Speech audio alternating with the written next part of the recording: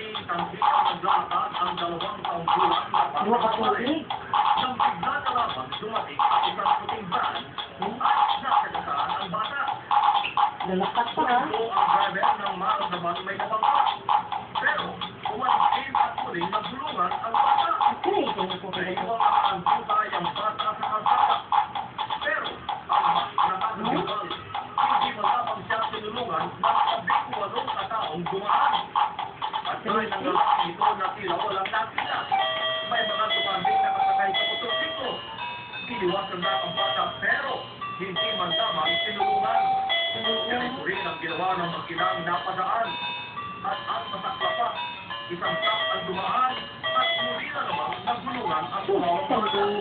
Halos 7 minutong nakahusay ang batang nakilala na si Wangi. Bago napansin ang babae, mananapal ng kapura at itinabi ang bata.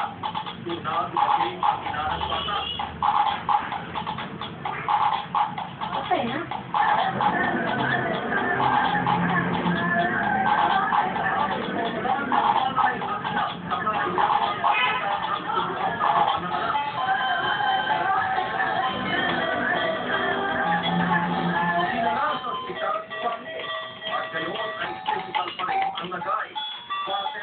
Isang paragraph sa China, inignaran na ng mga doktor na brain death ang bata. Kawawa naman. Dahil sa video, nahuli na ang 2 driver na nakakagasa kay Wang Ye. Sa